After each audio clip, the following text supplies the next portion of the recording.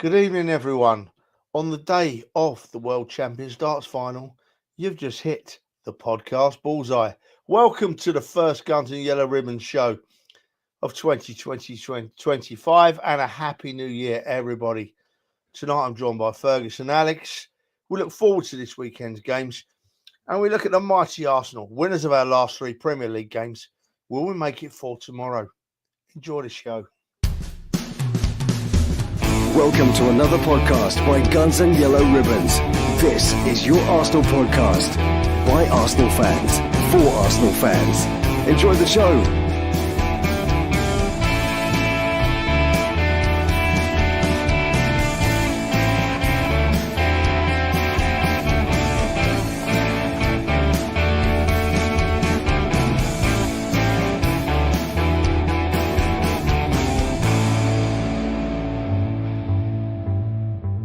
Trevor, you outdo yourself every time. You are the Luke Littler of podcast intros. That's what I think you are. I wish I was a bit littler, mate. Let me tell you that. Yeah. Christmas and the eating plenty of fermented shark in Iceland. Oh my lordy, boys, how are we? You have a good Christmas, Ferg? Yeah, not bad. I was ill for most of it, if I'm honest. I was in bed, wasn't too well, but yeah, it was nice, mate. Kids are grown up, so it's a little bit different. I think when you got little uns running around getting all excited, that's when Christmas is really, really special. But I don't okay, mate. I don't okay. Look, I showed you these before I come on the show. I got Martin Odegaard signed picture there from my son and his partner, and they got me a Saka one as well. And then my daughter and her partner got me this one here, which is I got Bergkamp in the middle, and it's got Henry and Ian Wright to the either side. So I'm well chuffed. Well chuffed. Very nice, mate. Very nice indeed. Alex, do you Danish celebrate Christmas exactly the same as us then, or is there some differences? I mean, there is some differences. We do it the day before on Christmas Eve on the 24th, and then usually we have duck or pork crackling for the dinner, for the Christmas dinner. So slightly different, but I'm lucky enough to celebrate both Christmases, both the Danish on the 24th and then with my dad on the 25th. So I get the best of both worlds. So fantastic. Do you get loads of presents, eating. Alex? Sorry? Do you get two lots of presents? I mean, I just get them divided over. I get them over 2 days. I get from my Danish family on the 24th, and then all the English ones on the 25th. So makes Christmas last a bit longer, which is nice. Excellent. Brilliant. Look, looks like we all had a brilliant time. I've cocked up again. Oh, For some reason this morning, I put Southampton is Brighton. Well done, Adam. Yeah, okay. Yeah, well done, Adam. I never checked on him this week, Adam. I normally check, but I didn't this week, obviously. Yeah. So yeah, how was Iceland? Yeah, it was all right, mate. Yeah, it was lovely. We had a lovely Christmas, and then we set off for Iceland on the 29th. We were there 3 nights. Very expensive. I'd recommend anyone to go there. With the Blue Lagoon was absolutely amazing. The Northern Lights were very special. Yeah, if you do go there, find a pub with an happy hour because it makes life a lot easier. It makes it more survivable. Yeah, but I'd recommend it to anybody. Iceland was perfect. We dressed up warm. The one night when we were out looking for the Northern Lights, it was -16. But if you dress accordingly, it don't matter, does it? You get by all right. And don't roll around in the snow. Well, yeah, I was hoping you'd forgotten about that, Alex. We I had a couple of nice, a few nice Icelandic beers and ended up laying in some deep snow doing snow angels. But the others loved it, so that was what it was all about, you know. And I didn't feel the cold because I was drunk. So there you go, yeah. All good. You missed a couple of games, Trev. You missed the Ipswich game at home at the Emirates and away to Brentford because you weren't around for that. What did you make of the Ipswich game? Havertz scoring on the 22nd minute. It was a bit tedious to watch. Do you know what, Feg? I said, was it last week or the week before on a podcast? You know, I said, especially with losing our star boy, our best player, Bukayo Saka, that the Ipswich, Brentford and Brighton could be season defining. I think they became that important at that stage of the season with us being a few points behind Liverpool and not being able to drop any more behind, really. And so far, so good, isn't it? I think Ipswich, yeah, we all thought at the time we should have scored a goal or more, and we should have won the game more comfortably. But then you see Ipswich turn Chelsea over, and you think, oh well, maybe that puts our result into perspective a bit. We did all right, and then of course the game against Brentford, Ferg, it was one of the best Arsenal performances of the season, I thought, by a mile. To go a goal down at a place like Brentford, where it's extremely hard to win a game, I thought that we played superbly, and our fans were amazing in that little corner of that ground. They were lively all night, the fans. And I thought from 1 to 11, we were absolutely superb. Alex, 4 successive clean sheets in the Premier League against that victory against Ipswich. It could have been another Everton game with the type of style of football and very defensive, low block that everyone was saying we struggled to defend against. What did you make of the Ipswich game? And then I'll quickly ask you on the Brentford one as well. Yeah, Trev didn't miss much not watching that game, did he? Yeah, they came to get a draw, Ipswich, and played a very, very low block, and it was up to us to make a game. And yeah, I mean, we didn't miss Saka in that game. He's one of the few players who can create from out of nothing. But luckily, we had Trossard, who put a nice ball into Havertz, and he finished the chance. So yeah, I mean, 3 points was the most important thing in that game. And then yeah, the Brentford game was such a good performance and difficult place to come. I think they've scored the most goals at home, haven't they? Yeah, they have. Yeah. So yeah, difficult place to come. Mwemba puts them ahead on the very first shot on target. Yeah, a player that's linked with Arsenal. And then we had 3 different finishers. We had Partey, who had an outstanding game. I'll be honest, I fell asleep here. I went out drinking in the afternoon. You did.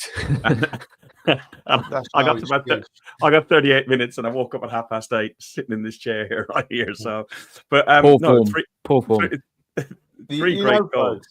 You know, folks, the only thing that worries me coming out of that Brentford game, right, and it's a petty thing, but goalkeepers are very, very confidence driven, right? If their confidence is high, they play well. It's been proven over the years. A goalkeeper makes a mistake and then he makes 100 mistakes after that.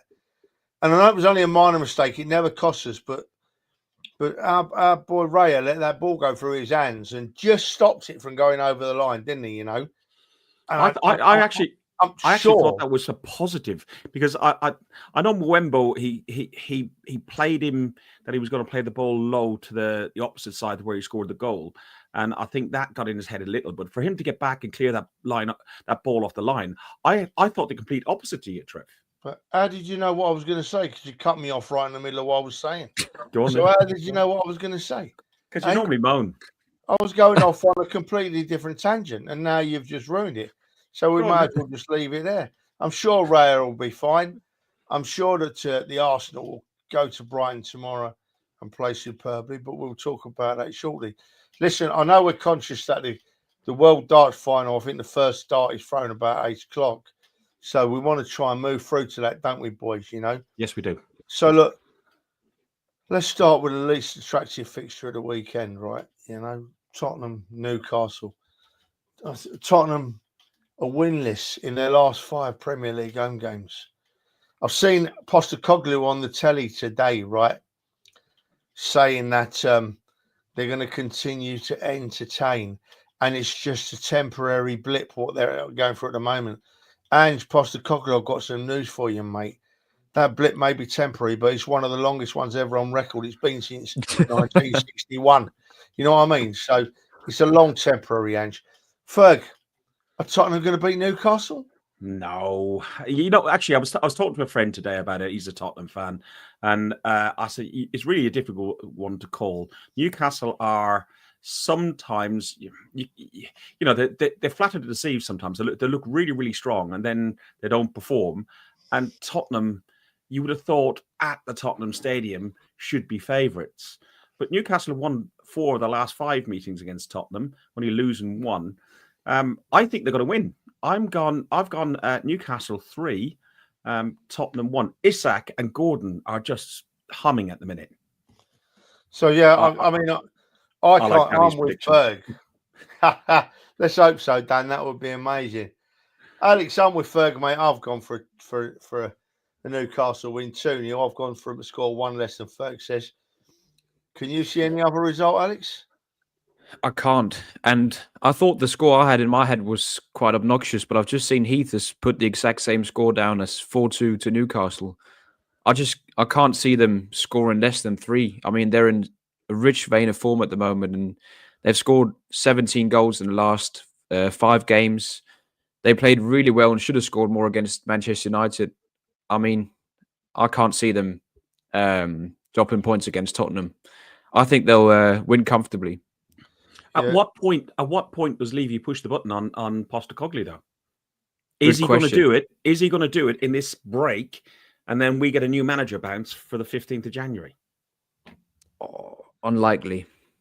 And they have got some injuries as well, especially in defence. And they've just had a sickness bug as well now hit their camp as well.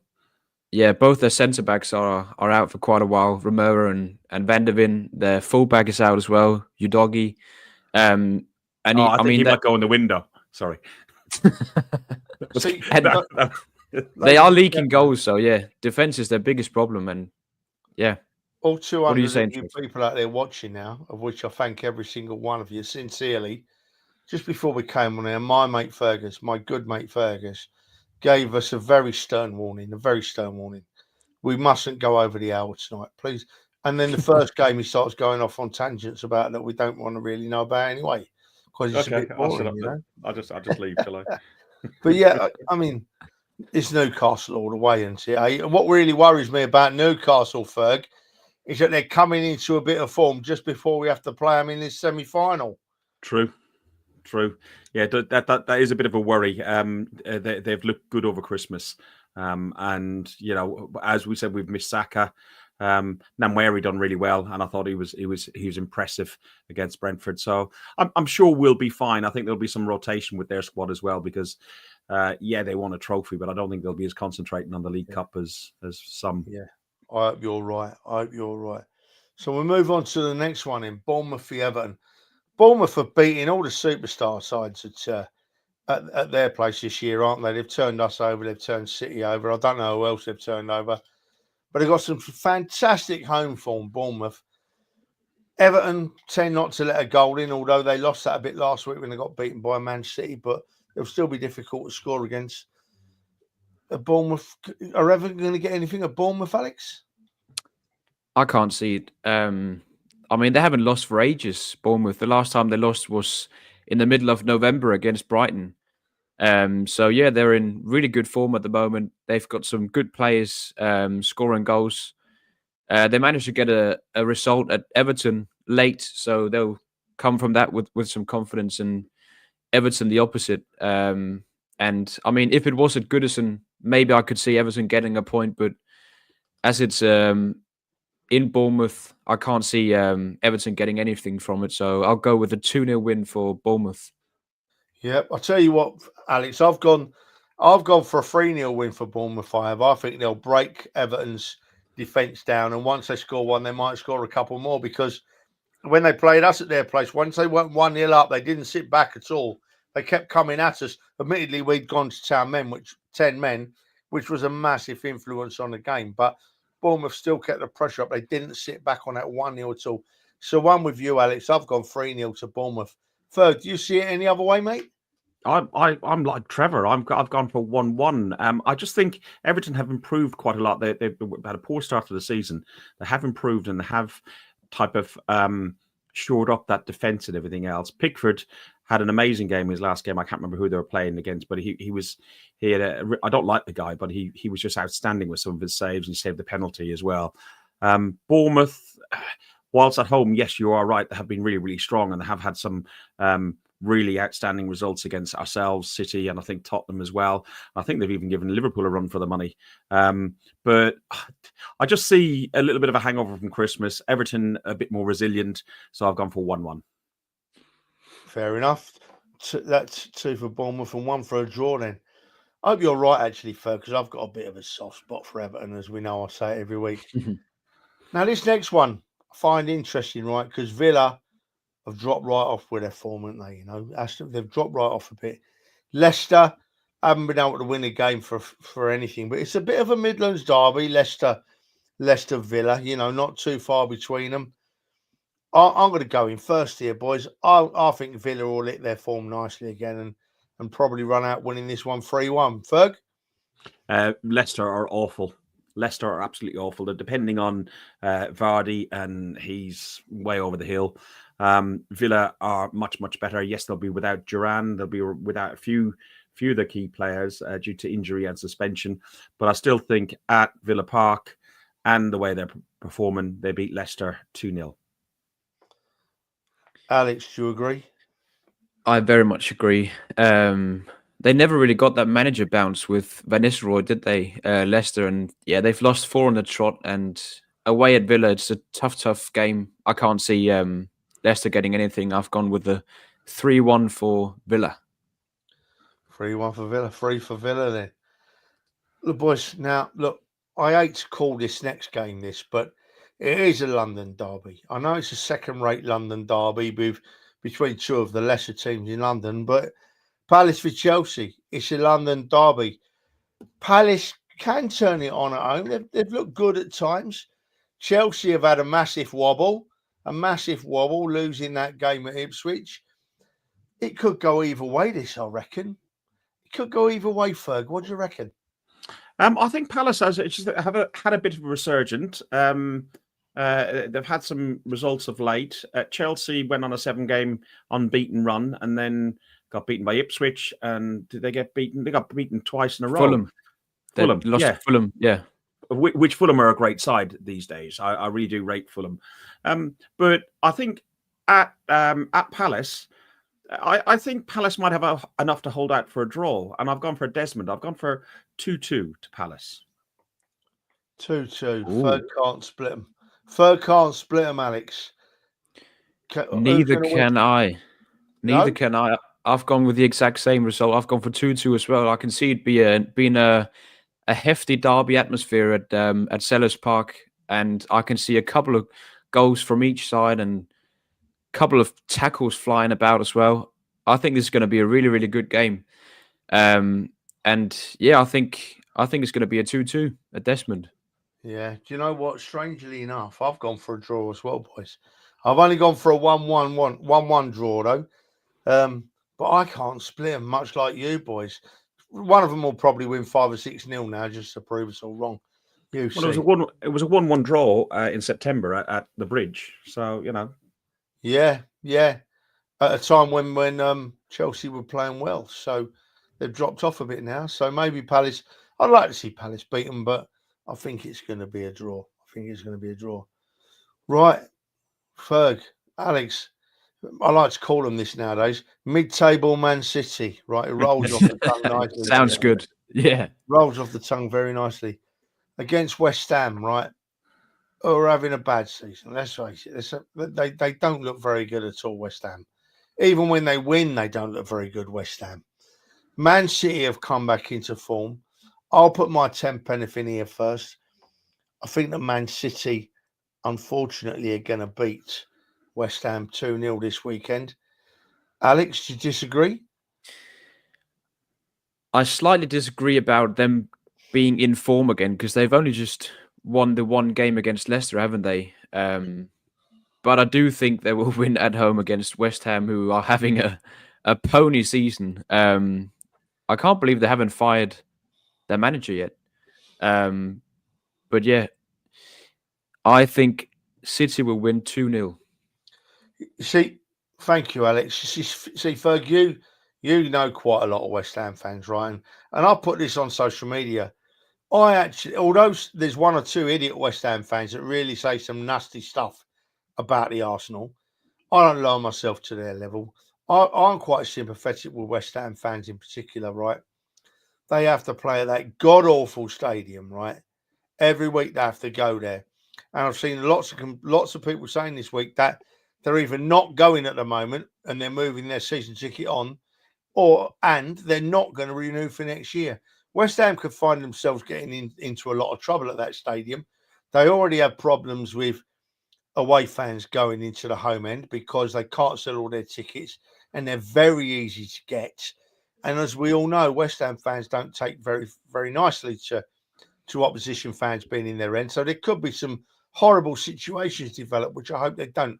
So I do feel sorry for West Ham fans having to firstly go to that stadium and secondly watch that team every week because they're not very good. But I've gone for Man City. Alex has gone for Man City. Ferg, you know more West Ham fans than a pair of us put together. What do you reckon? Well, Fabianski should be back in goal again, and the West Ham fans rate him over Areola. Areola, yeah. And the main fly in the ointment for West Ham fans is they have got no Bowen. Bowen's broke his foot. He's out, yeah. He's out with an really? injury. I never knew that. Yeah.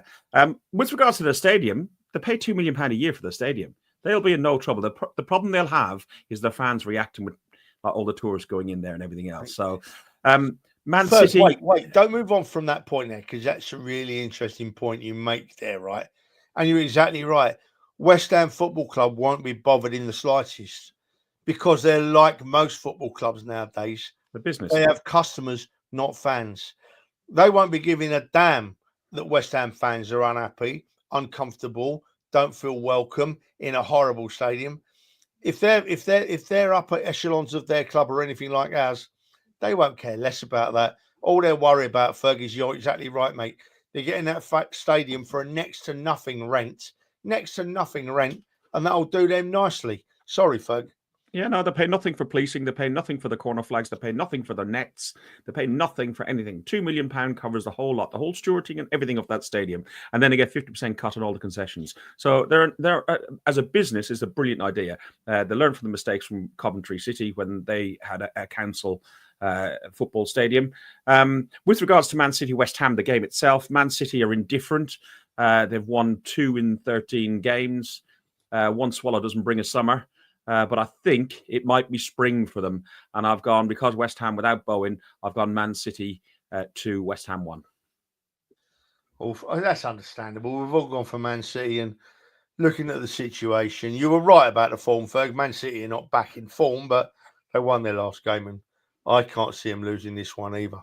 The only thing somebody does make a point in, I think it's Danny, they'll want to have some retribution for the smashing they got by Liverpool because that was embarrassing last, whatever 5-0 it was. 5-0. Yeah. It was absolutely embarrassing. I think it was 3-0 down after 10 or 15 minutes. So Danny's gone for 2-1 to West Ham. So I think he's the only one who's actually said that West Ham might win it. The only thing that could be worse than Liverpool smashing them 5-0 was if anyone ever went there and beat them 6-0, Ferg. Oh, that would be dreadful, wouldn't it? Who put the ball in the West Ham net? And then went back the next time and done 5-0. Boys. Fucking team did. Language. It's happening. It's the new year. Turn over a new leaf. What's the matter with you, man? New Year, same Ferg. Yeah, yep. Absolutely. Southampton v Brentford, boys. Southampton just can't do a thing, can they? You know what I mean? They're just, even with probably the second or third best goalkeeper in the league, they still can't get anywhere. You know, they still can't do anything. Surely, Alex, it's a nice little win, a bounce back win for Brentford, isn't it? Yeah, I think so. I think Brentford, they play very differently when they play lesser good oppositions. We saw how they set up with a 5-back formation against us and sat very deep, played on the counters. But they play very differently when they play the lower table teams like Southampton. So I think we're going to see them play very differently to the way they played us, and I think they'll get a win. Southampton, they just aren't doing very well, and I think the way they play is quite naive. Trying to play out from the back all the time and trying to replicate the exact same way they played in the Championship last year. But, I mean, it's just not working. And, yeah, I can't see them staying up this year. 6 points after 19 games, they're definitely going down. But I think it'll be a tight 1-0 win for Brentford. Yeah. You see, it's interesting, right, because, and we're going to laugh here, but I say this in all seriousness. When Alex used the word naive about Southampton's game, I immediately thought of Postecoglou at Tottenham. Yeah.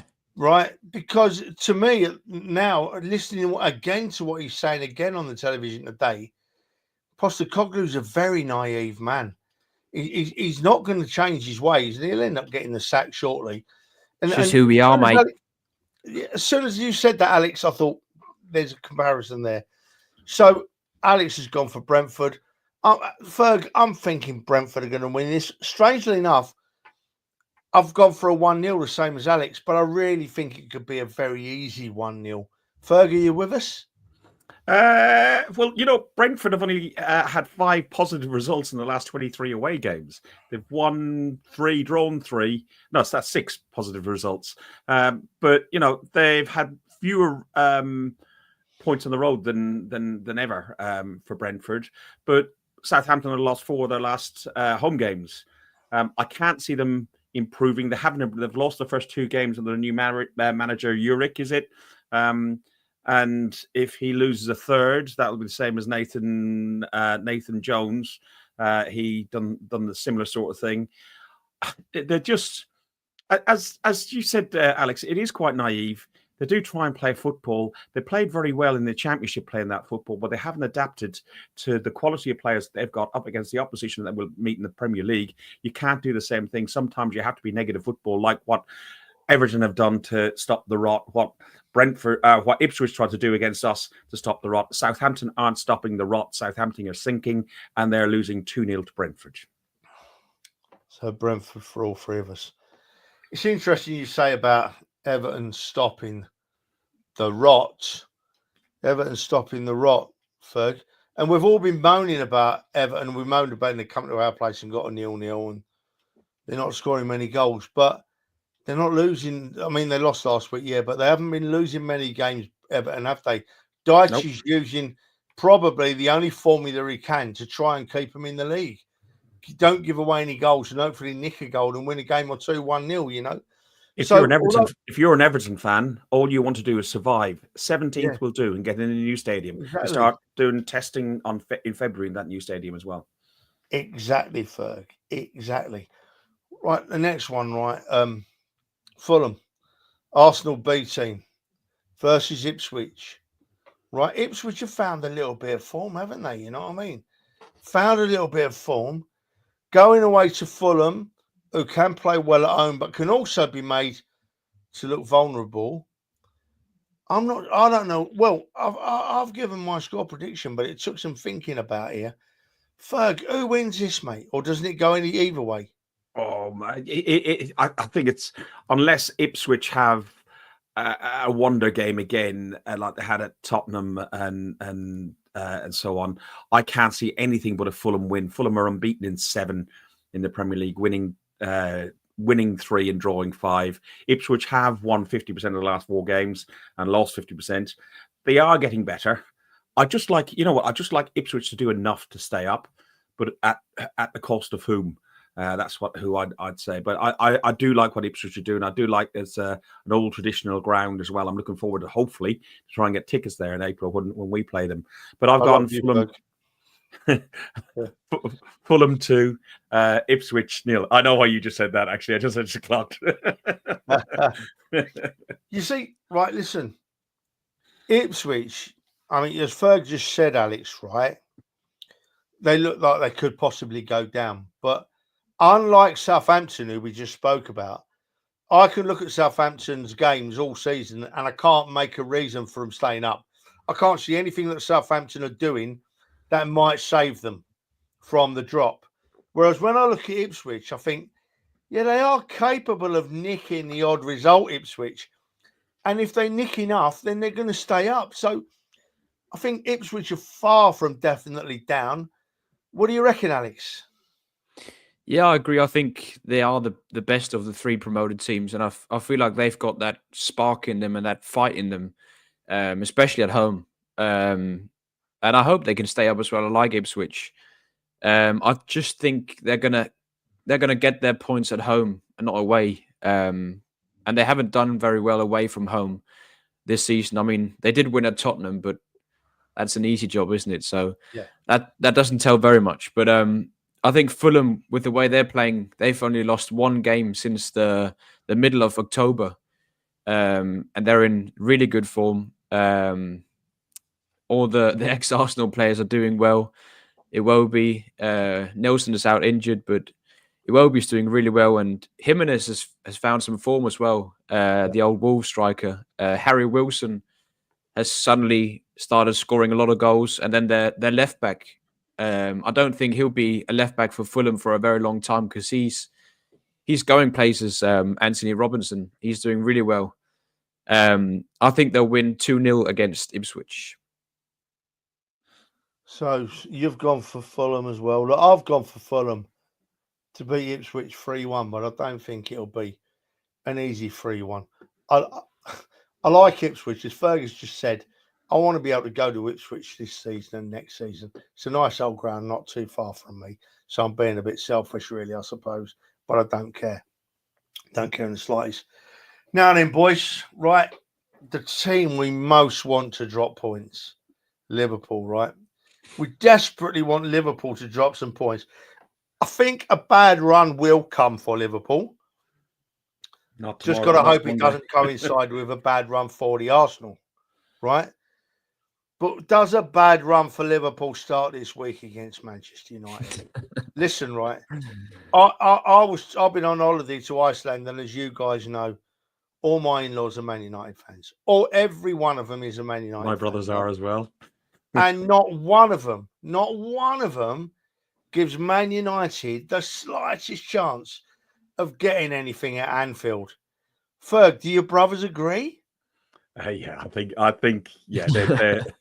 I was winding up saying you're only 7 points off the drop, and as Adam said, they could be the ones that save Ipswich's Premier League status. It could be Man United, and that would be absolutely hilarious. I don't think that's going to happen. I think they're probably just avoiding it. But you know what? It was quite interesting to see Ruben Amorim mentioning the relegation word in a press conference.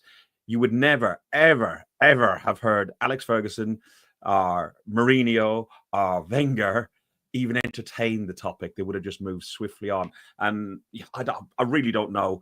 Liverpool have won their last three Premier League matches by 3 or more goals, have scored 14-0 in those goals. And Manchester United have lost their last 3 Premier League games, and they haven't lost 4 in a row since 1979. But you know what? This team is like, I didn't watch them back in 82 and 83, that era. They are down. Trevor, you'll probably remember it more. Are they worse than that era for Man United side? See, I'm old enough to remember a Man United team getting relegated. It was one of the funniest things, alongside Tottenham getting relegated. It was one of the funniest things I've ever witnessed in football. But they're pretty bad. I've not seen them this bad for a long time, Fergus. You're right, mate. And I was talking to, as I just said, I was talking to the family. And even in their bad times, I've always thought that Man United had 1 or 2 standout players that could drag them through, that could lift them. And when I look at that Man United squad now, I don't see one. I even mentioned Bruno Fernandes to one of my relatives, to my nephew. He was like, Bruno Fernandes? No. All he does is whine and whinge. That's all he does, And they don't give them any hope at all. So, Alex, listen. Trev, do you think that Mo Salah coming out and saying it's his last year, will that have an influence? I think, if anything, Mo Salah will be one of them people that would go and probably score 4 or 5 after he said that. I really do. I don't think he's the kind of bloke that's going to sulk. He knows what he's doing. I think he's probably going to go somewhere in Saudi or somewhere for massive money. Who knows? That's my guess. And he couldn't give a damn. He'll play out of his skin till the end of the season. And, and then he'll move on. Yes, Irishman, it was Dennis Law that sent him down, mate. And he didn't celebrate his goal either, because obviously he was an ex-Man United player. He has a statue outside Man United nowadays. But yeah, they sold Dennis Law to Manchester City, and he scored the winner against Man United that sent them down. But so listen, Ferg, your brothers don't give Man United a sniff. All my family of in-laws don't give Man United a sniff. You don't give Man United a sniff. I had a client ring me today and he said, I'm just preparing myself for Sunday. So what's happening Sunday? He said, well, with the football. I said, so that's 2 Sundays in a row you're going to get smashed. And he went, yeah, I know. Yeah. So listen, basically, for Alex, no one, including me and Ferg, including our viewers by the looks of things, gives Man United a chance in hell. Tell us they can nick a point, mate. Oh, I wish I could. I wish I could.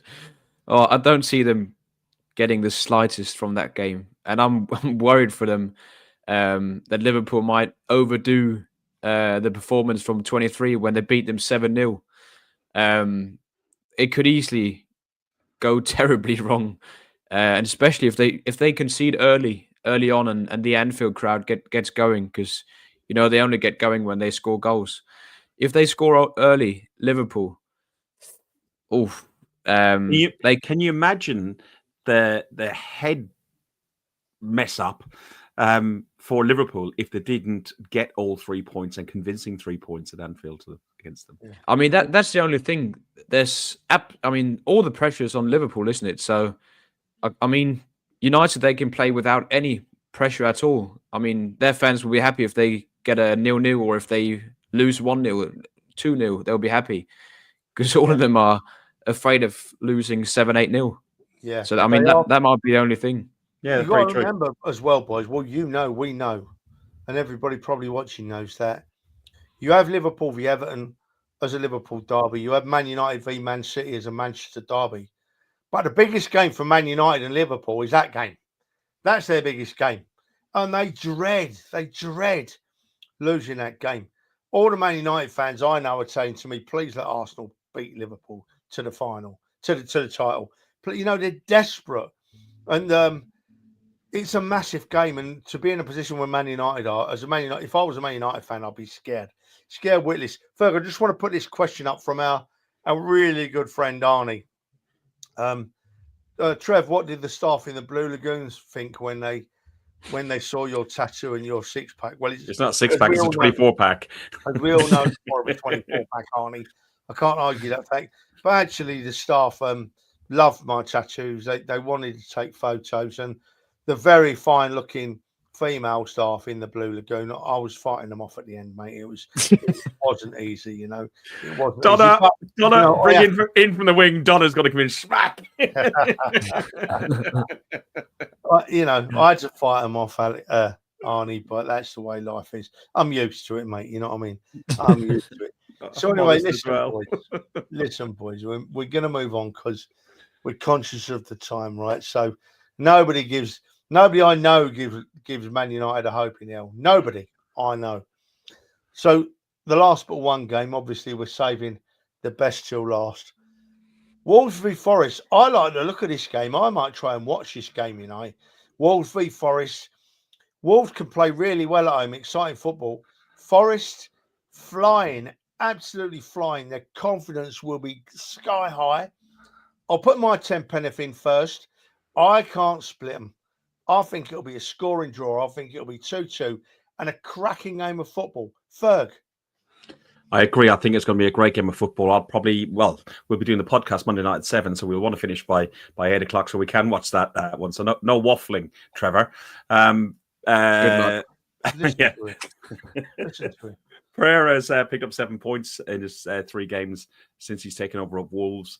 There's a lot of talk about personal terms done with Gooner for Arsenal. I don't know how true, I don't know how good that is, how bad that is. People have different views. But I'm sure if that is going on, that could disrupt the camp a little. Chris Wood, has had 22 goals in 35 Premier League games under Nuno Espirito, who had gone there with a big cloud over his head after his pretty poor performance as a Tottenham manager. He came back there with his stock very low, but his stock has risen tremendously with Forest, third in the league on 37 points, only 4 points behind us, and 8 points behind Liverpool. They're looking like they could be back in Europe. I think Forest are going to be just that too good for Wolves, because Wolves are indifferent at the minute, and I've gone for Wolves 2, Forest 3. So a cracker of a game. Oh, wow. So we're both thinking it's going to be a high-scoring game, Ferg. Both thinking it's going to be a high-scoring game. Now, Alex, Forest are now on 37 points, right? So if they win this one, they make the magical 40 points, which means they'll avoid relegation. Not that it's going to bother them. Are they going to make it 40 points on Monday night, Alex? I couldn't split them like you yourself. But I'm just looking at the table, and you might be able to tell me better than my thinking. But doesn't it look like something from the 80s with Liverpool, Arsenal, and Forest leading the Premier League? Yeah, it does. Unfortunately, in the 80s, we didn't manage to finish off until 89. But yeah, in the early mid 80s, yeah, it does. It's definitely weird seeing them in the Champions League spots. I don't think many would have predicted that. But yeah, the form they're in at the moment, it just seems like everything's clicking for them. And Chris Wood is scoring bags of goals, and Elanga, Gibbs White, they're all doing well. And they have invested heavily, haven't they, with the Greek owner in the past couple of years. And it looks like it's paying off now. But yeah, I mean, the new Wolves manager, he's done well, and he's gotten a lot out of the players, which Gary O'Neill towards the end couldn't really. And yeah, one of them is Cunha, so it'll be interesting to see whether he stays or whether he comes to the Arsenal. There has been some links over the last couple of days. Personally, I think he'll be too expensive to get. I mean, to buy him out from. He's their talisman. They're fighting relegation. We have to pay quite a lot of money, I think, and I'm not sure if he's the exact profile we're needing at the moment. We definitely need someone up front, but I'm not sure he's the guy. But yeah, I think it's going to be a cracking game, and I've gone for 2-2 as well. Fair enough. Do you know what? It seems like I'm picking on Tottenham tonight, but it's not difficult to do, is it? But Ferg, you mentioned Santos, right? And Santos was on his backside at Tottenham, wasn't he? He was. If you didn't know better, you'd think that Santos was out of his depth and was a poor manager. Much like Tottenham have this habit of making some really, really good managers look poor. There's something about that club that absolutely ruins managers, ruins them, you know. I mean, Conte, the poor man, was almost on the edge of a breakdown, wasn't he? You know, when he went on the telly, he was crying. He was in bits. Old man in the boardroom called Daniel Levy. That's the problem. What many people won't know is that Santos almost got the manager's job at Arsenal. I had such a big heads up. I don't bet. I actually put a bet on it, and he very very close to becoming the manager at Arsenal. And he's now showing Ferg. He's now showing Ferg why he was considered. Just what a good manager he is. He's taken a Forest team that were firmly mid to bottom half of the table last season and turned them into not only a good football side, but an attractive football side to watch. So I'm pleased for him, really pleased for him. And I hope Forest managed to finish second to us this year. I genuinely do. Adam says nobody mentions Forest in the title race. Could they do a Leicester? I think when you've got Liverpool on the form they're on, and even Arsenal the way they are, in Chelsea, I think there's too many better teams up there. When Leicester won the league, it was Tottenham and Arsenal, and Tottenham were in a 2-horse race with Leicester, and they still came third. So you know, it's I don't see them doing that. I think if they get into Europe, brilliant. I don't think they'll make Champions League. I think they might make Europa Conference. Do you know what's really funny though, Ferg? All them things you've just said about Forest there, don't think they're quite good enough. Maybe they're not quite consistent enough. Maybe they don't carry the quality of player to do it. They're all the things we said about Leicester when they won it. It is true. Almost to a word, mate. You know what I mean? Yeah, almost to a word. But anyway, listen, boys, enough about that crap.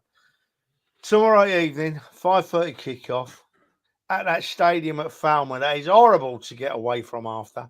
I dread getting away from it after the game. It's Brighton. I got a smack in the mouth waiting for the train the last time. Well, you probably deserved it, Ferg. I'm singing Arsenal songs. I'm surprised that Geezer never lost his fist in your mouth, the size of it. Yeah, that's true. Anyway, that was a good trip we had, wasn't it? It did, yeah. That was that picture of me with my shirt off last year, wasn't it? That's unusual for me. But look, right, boys, Brighton v Arsenal. And as I said at the start of the show, and I said last week, when we lost Saka, unfortunately, God bless Saka, have a speedy return, son. I thought that the Ipswich, the Brentford, and the Brighton game were going to be defining of how we would handle playing without Bukayo in the side, right? And I think at Ipswich at home, we had to fight for a draw. But I think the key for me is Brentford away has shown me that with Martinelli swapping sides, right, we are really, really capable of still playing the highest standard of football.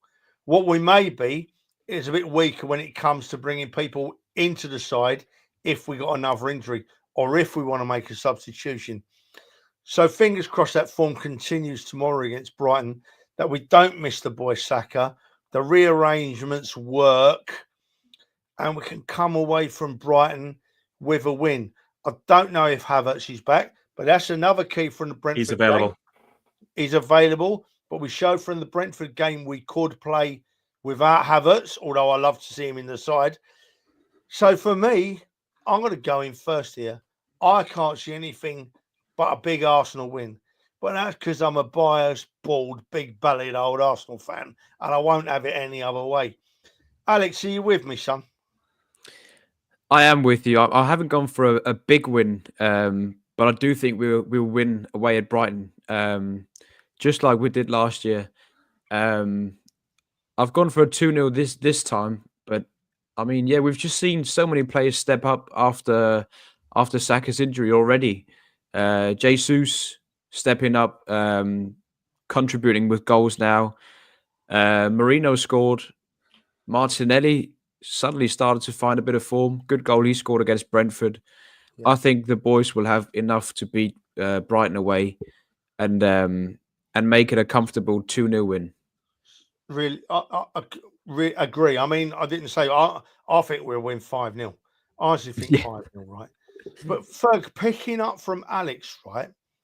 Losing Saka, could that have a bit of a reverse psychology on the Arsenal players, and it actually lifts us and makes us perform higher?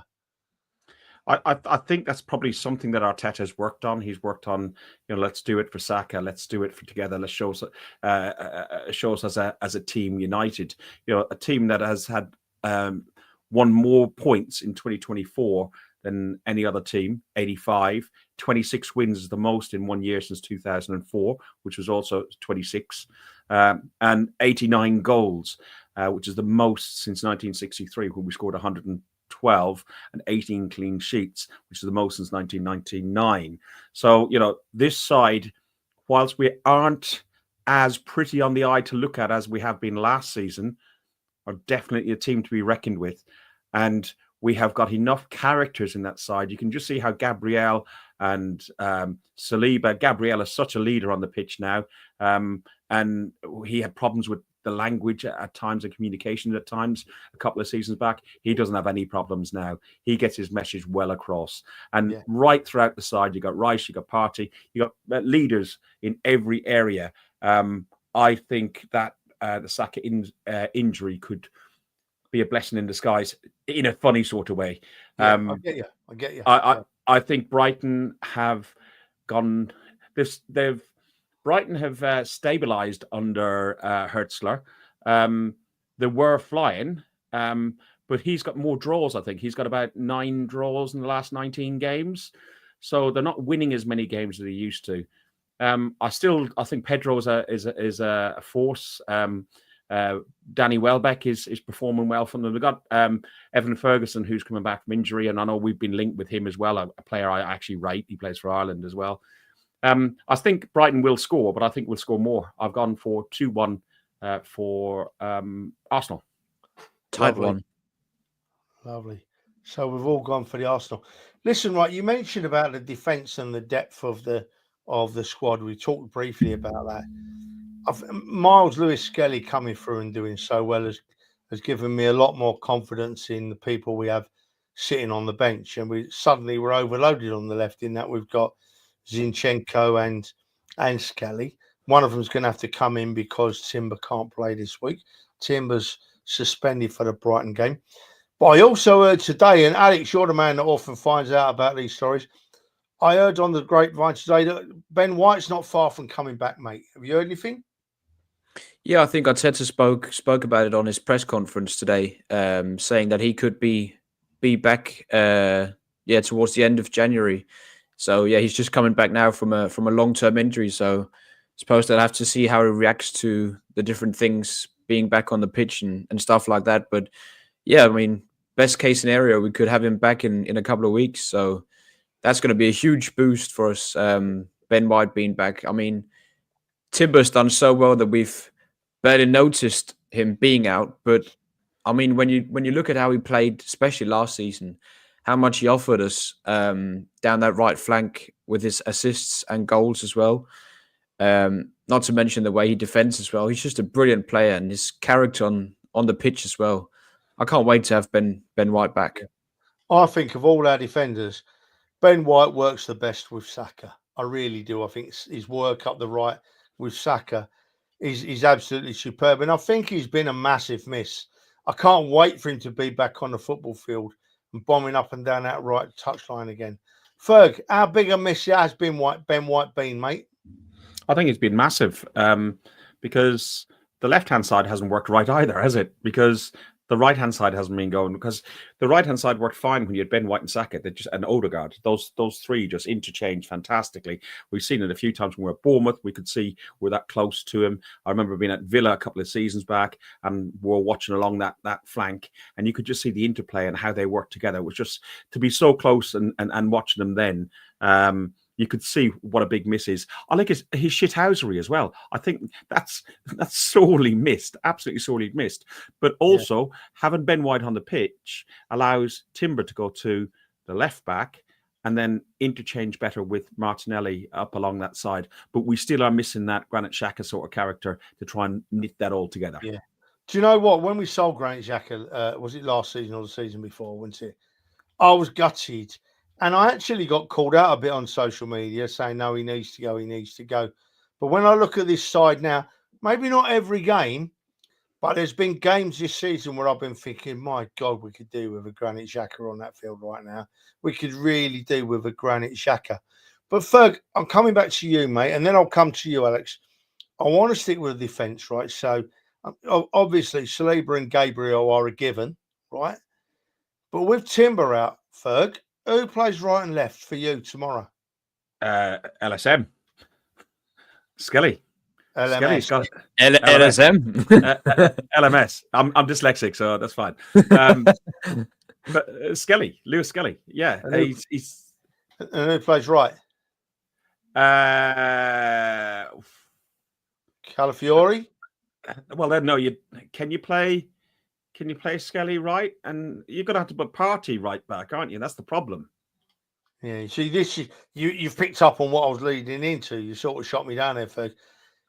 Because, oh man, against Brentford. What a performance. And he's starting to show even more now that although he's a great player and he's obviously in a great frame of mind and will play anywhere Arteta wants him to, without a complaint, after watching Partey's very recent performances in midfield, I think he's wasted at right back. I hate to see him not playing in the midfield. I'd really like to see Calafiori play right back tomorrow and Lewis Skelly on the left. We've still got Zinchenko on the bench to cover and keep Partey in the midfield with either Mourinho or Rice. I think Rice is just ahead of Mourinho at the moment, but Mourinho's new and improving every game. So we're very well covered in that area as well. But for me, I'd like to see... Trev, who would you play, given the choice? If you had Ben White right back, so let's say the right's all sorted. Yeah. On the left, who do you play first? Do you play Timber, Lewis Skelly, or Calafiori? Who would be your preferred option? At the moment, I play Zurin Timber. I think Timber just stands above those others. But what a great position we are in to be able to have this conversation about our defence. You know, we've not been in this position for a while. So I'm coming to you now, Alex. Tell me who you'd have at left and right back, and tell me your thoughts on Thomas Partey, mate.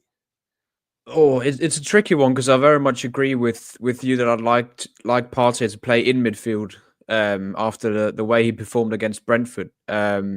He was superb, and I think he's been our best outfield player this season. Thomas Partey.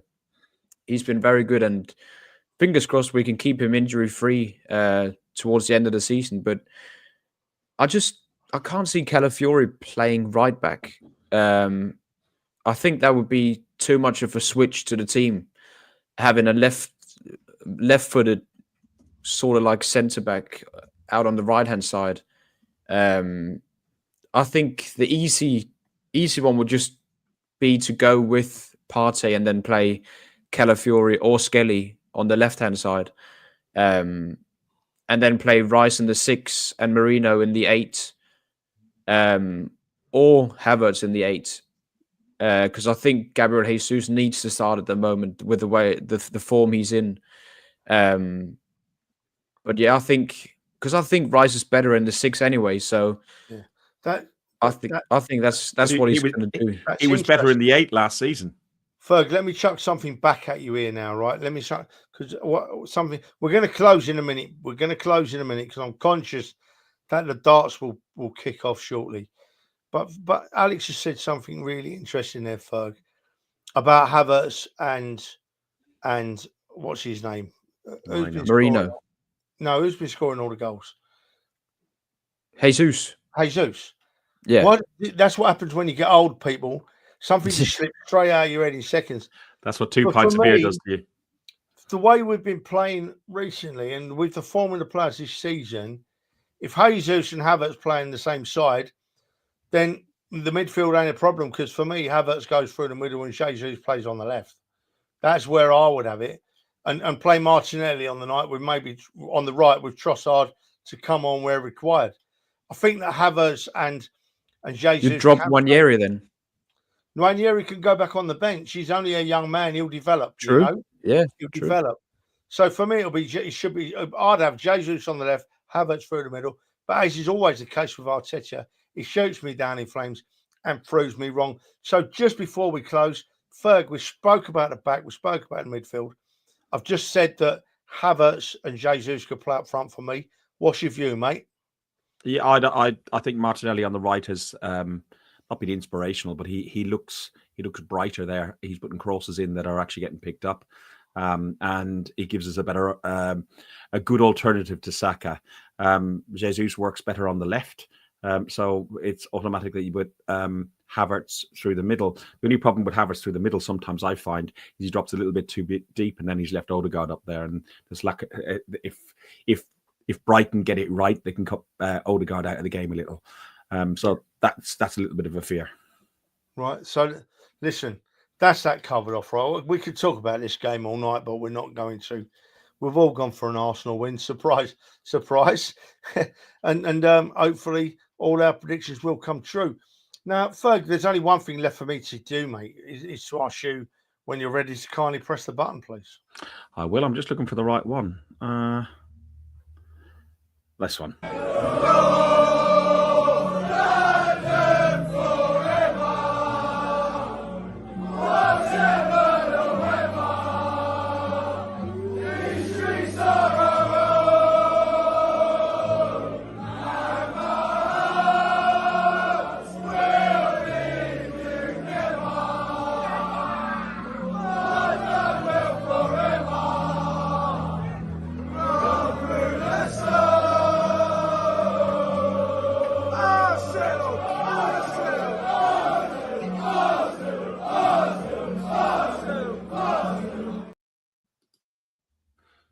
Do you know what, Ferg? It's wonderful, right? We've got nearly 350 people watching us live right now. Our little podcast, our little group of mates that just come on here and talk about our wonderful club. So to everyone watching, thank you very much. I find it amazing that so many people want to watch us, and I also find it truly humbling. It's not something we take for granted, and we do appreciate you all watching. So just from me, I'll just tell everybody again, have a very happy new year and all the very best. Let's hope we're picking up some trophies this year, because we're in everything. We've got chances. Alex, I'll give you 10 seconds saying happy new year, then Ferg can take us out, mate. Very happy New Year to all of you, and safe travels to all them people going down to the Brighton match tomorrow. I hope you all go home happy with 3 points in the bag. Happy New Year. Happy New Year for me. Happy, healthy New Year. Hopefully, as Trevor said, we're picking up some trophies. I'll miss the Champions League final as I'll be in Dresden, and you guys will all be in Munich. No comments. No comment. But yeah, we'll be back on Monday night. I'll be in the driving seat. It'll be normal service, and enjoy the show on Monday night. I hope you enjoyed. Yeah, I hope you enjoyed tonight. Thanks very much, everyone. Do go across to YouTube. Click the subscribe and like the channel. It does help us out.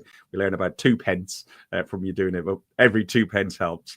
Up the Arsenal, fuck the Spurs.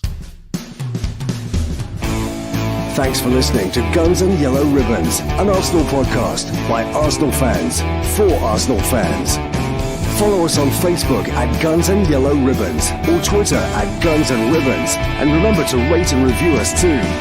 Up the Arsenal.